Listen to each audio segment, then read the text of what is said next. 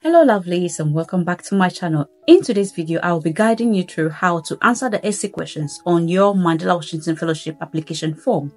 If you want to learn more about this, then I encourage you to watch this video through to the end. My name is Rita Siang. I am an educator, public speaker, and the author of Your Unstoppable. I'm also the founder of Feminine Star Africa, a non-profit organization that is empowering young women and girls in Ghana. Before I go into the details of today's video, I encourage you to please subscribe to this channel and also turn on your notification bell so that anytime I have a new video up, you'll receive alert from me. In my previous video, I took you guys through how to fill the application right from the beginning, and then I ended it where the essay questions began.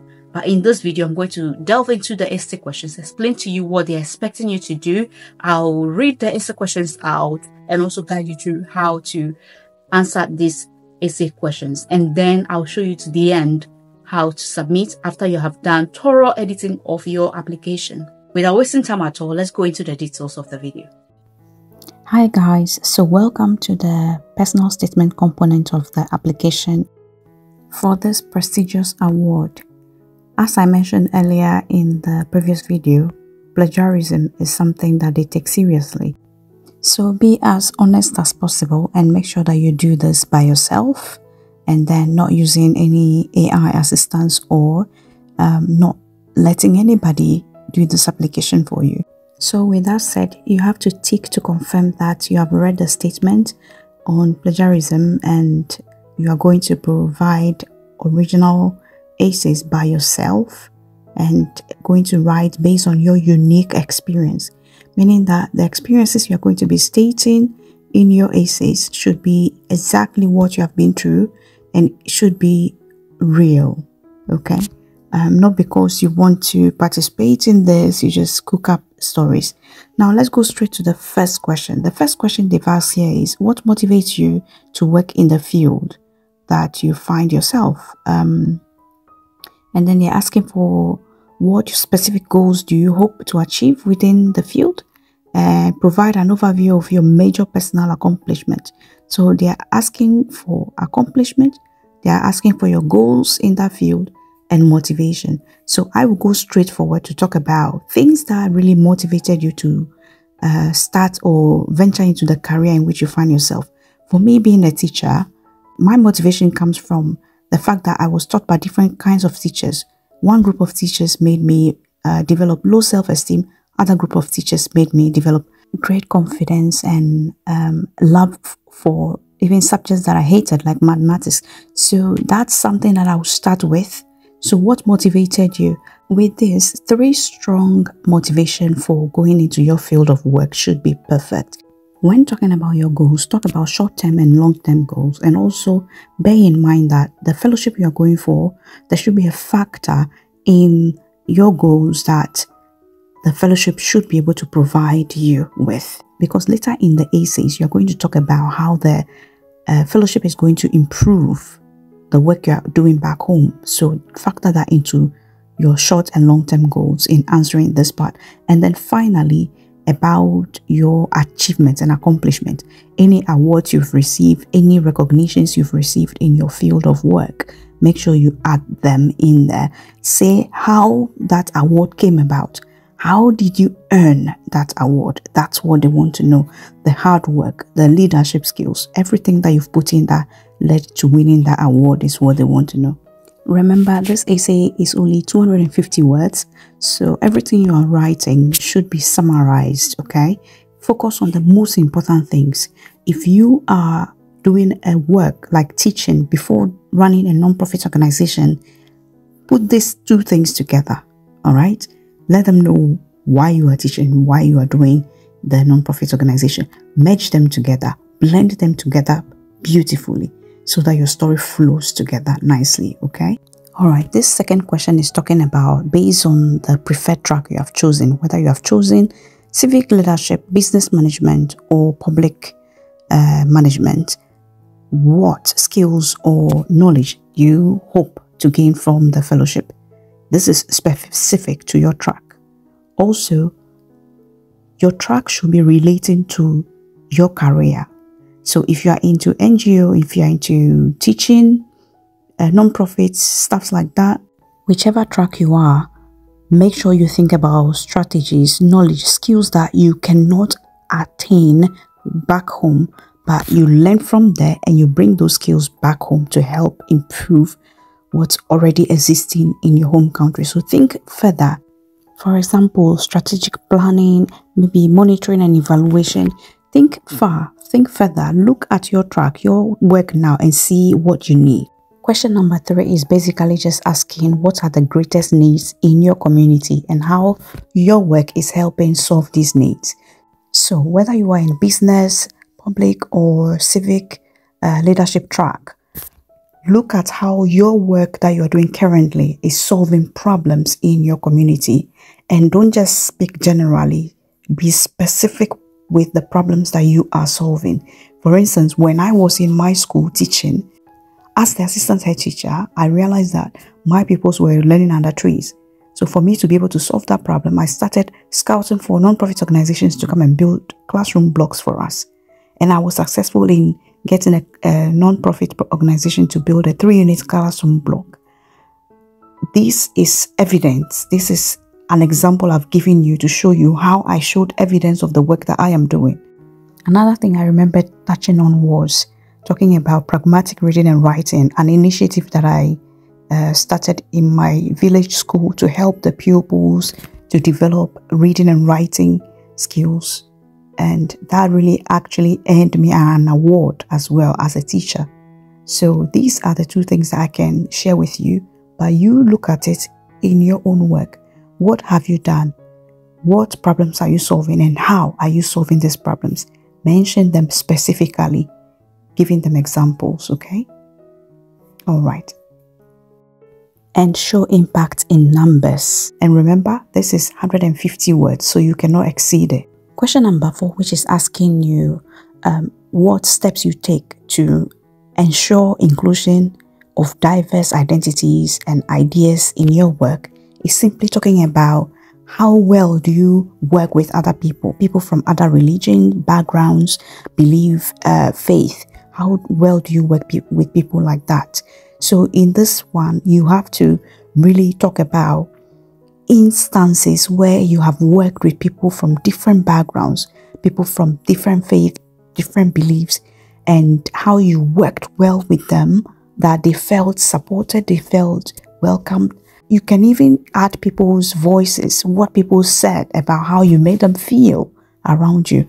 So this is going to be very realistic, so they know that you are open to people from diverse backgrounds, because the US is open to all people, people who are gay, people who are from different religions, people who are from different races out there, and you're going to be meeting all these people. They just want to know that you are well equipped to be able to work with people from diverse backgrounds without having any challenge or without putting anybody's life in jeopardy. You have to prove to them that you have the open mentality to accept all people as one and support them and, work together well with them.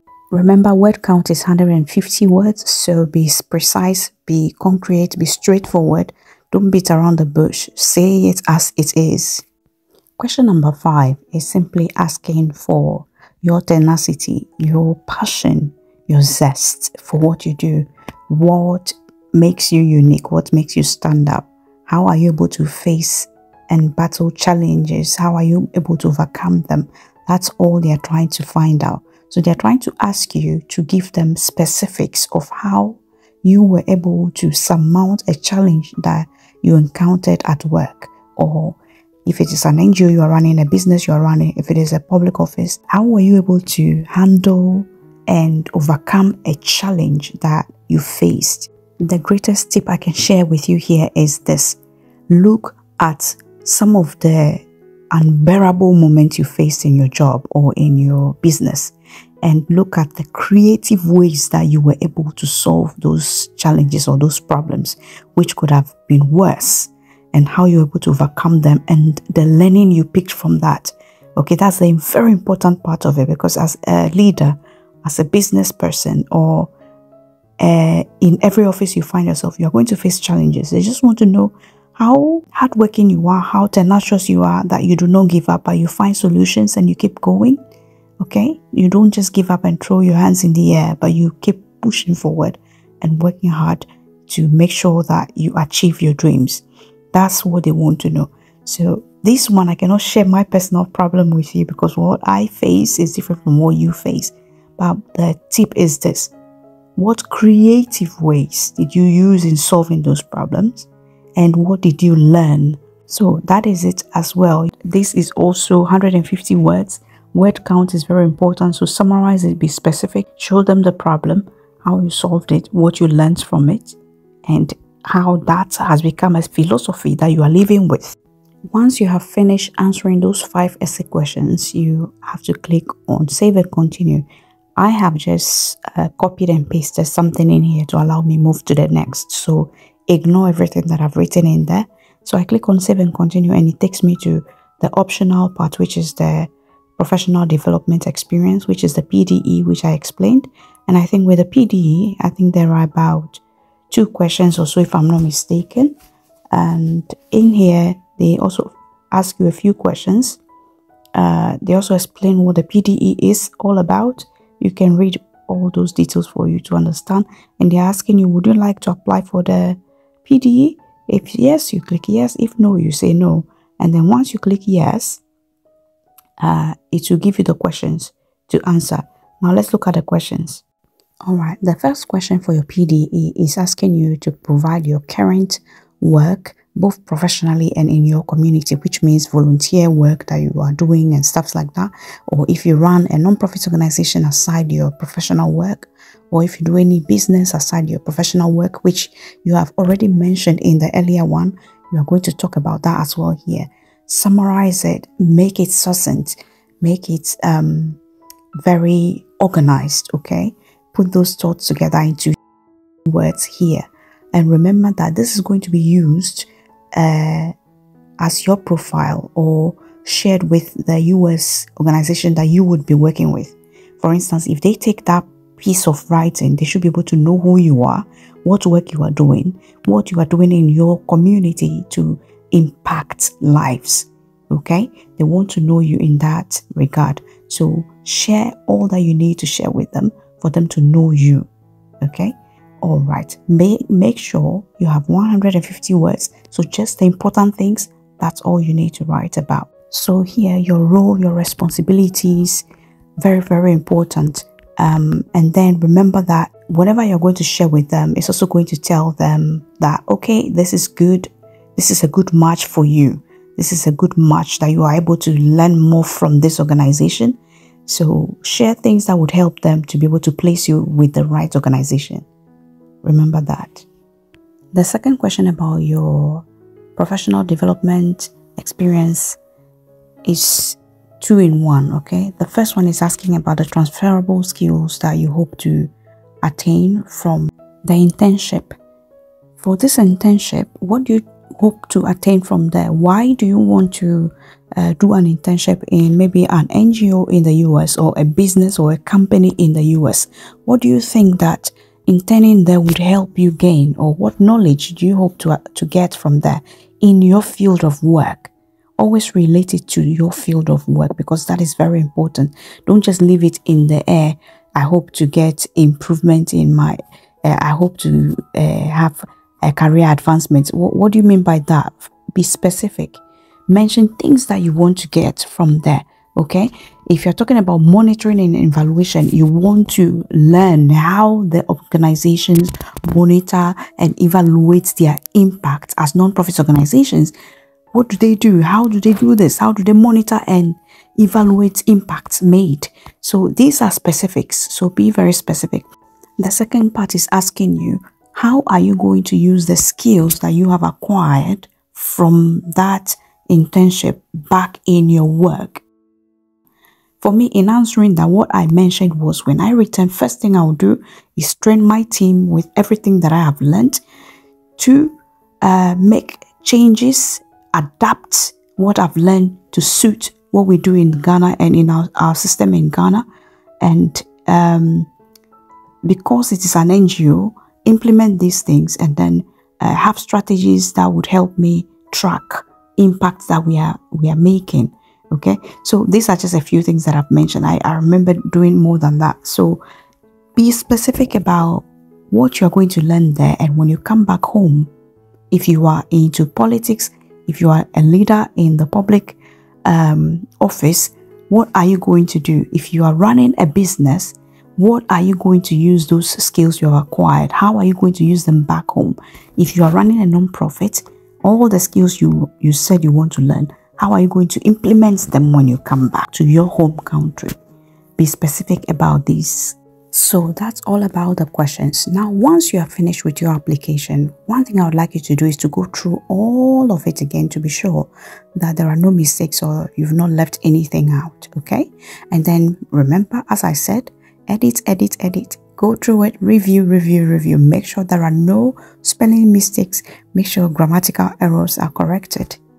Once all questions are answered thoroughly, you should see completed, not in progress. So anywhere you see in progress, click on it and go back to look through and make sure that whatever is highlighted as not completed is completely done thoroughly. Okay, these are the petty things that sometimes we let go of and we forget them, which kind of leads to your application being rejected. So make sure to check all those mistakes if there are any. And as I said, let someone proofread for you. Copy and paste your essays onto Word document. Make sure the word count is accurate. Let someone go through it for you. Go back through it again to make sure that there are no mistakes before you finally push that button, submit. Okay? Once you have started application, when going back, click on sign in. But if you are now starting, click on new registration, okay, to begin with. And then if in case you forget your password, click on reset password and it will send an email to your inbox and then you can reset your password. So now you've seen it all, you understand the process and what they're expecting of you when it comes to the essay questions that they are asking. I encourage you to please edit your essays thoroughly. Look for someone to help you with proofreading to avoid any mistakes. If this is your first time seeing me, my name is Rita Sian, an educator, public speaker, and the author of Your Unstoppable. I am also a teacher currently in the UK, so I make videos on living and working in the UK, personal development, motherhood, relationship. So if any of this interests you, I encourage you to subscribe to this channel and turn on your notification bell so that anytime a new video is up, you will receive alert from me. Thank you all so much for your time, and I'll see you in my next video.